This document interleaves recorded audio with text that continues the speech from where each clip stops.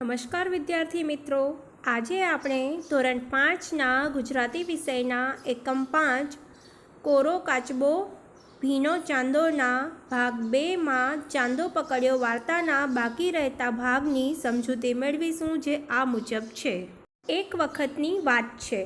રાત્રિનો સમય હતો. આકાશમાં પૂનમનો ચંદ્ર પ્રકાશતો હતો. મોટા વાંદરા ઘસઘસાટ ઊંઘતા હતા, પરંતુ પેલા બચ્ચાની વાતો ચાલતી હતી, જાણે માખીઓનો ઘણઘણાટ. એવામાં જગ્ગુની નજર નીચે ગઈ. અરે, આ શું, પાણીમાં ચાંદો? જગ્ગુને થયું, નક્કી ચાંદો પાણીમાં પડી ગયો છે. રાત્રિ એટલે રાત, ચંદ્ર એટલે ચાંદો, નક્કી એટલે ચોક્કસ. એક વખતની વાત છે, એક સમયની વાત છે. રાત્રિનો સમય હતો. આકાશમાં પૂનમનો ચંદ્ર પ્રકાશતો હતો, એટલે પૂનમ હતી. મોટા વાંદરા ઘસઘસાટ ઊંઘતા હતા, પરંતુ પેલા બચ્ચાની વાતો ચાલતી હતી, જાણે માખીઓનો ઘણઘણાટ હોય એમ એ બચ્ચાઓ વાતો કરતા હતા, અવાજ કરતા હતા. એવામાં જગ્ગુ નામના બચ્ચાની વાંદરાની નજર નીચે ગઈ અને એણે જોયું તો એને પાણીમાં ચાંદો દેખાતો હતો. એ વિચારમાં પડી ગયો કે અરે, આ શું છે, પાણીમાં ચાંદો છે. એને લાગ્યું કે ચોક્કસ ચાંદો પાણીમાં પડી ગયો છે.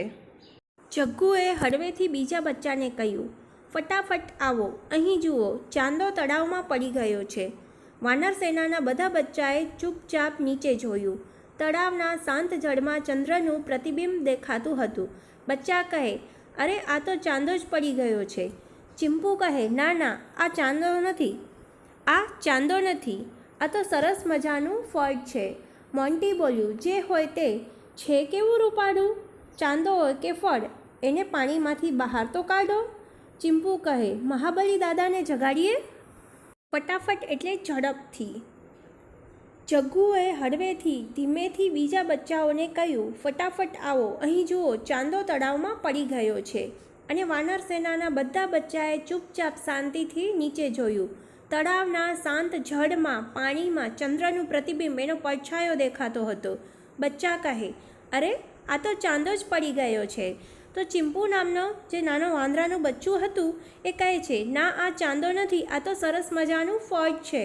મોન્ટી કહે છે, જે હોય તે, કેવું રૂપાળું છે. ચાંદો હોય કે ફળ, એને પાણીમાંથી બહાર તો કાઢો.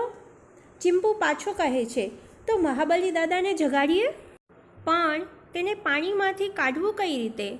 સૌ ઘડીભર વિચારમાં પડી ગયા. એટલામાં મિકી બોલ્યું, મને સરસ યુક્તિ સૂઝે છે. એમાં આપણાથી જ કામ થઈ જાય એવું છે. મોટેરાઓને જગાડવાની કોઈ જ જરૂર નથી.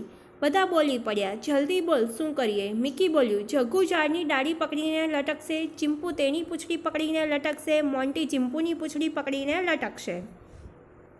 હવે આ વાંદરાના બચ્ચાઓ વિચારવા લાગ્યા કે તેને પાણીમાંથી, એટલે કે ચાંદાને, એનું પ્રતિબિંબ પાણીમાં દેખાય છે, એને કાઢવું કઈ રીતે.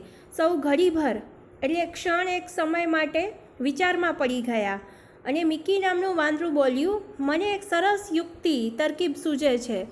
એમાં આપણાથી જ કામ થઈ જાય એવું છે. મોટેરાઓને એટલે મોટાઓને જગાડવાની કોઈ જરૂર જ નથી.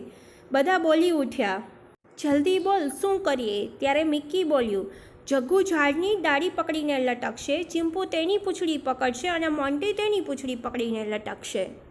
અહીં આપણે વાર્તાની સમજૂતીમાં વિરામ લઈશું. આભાર.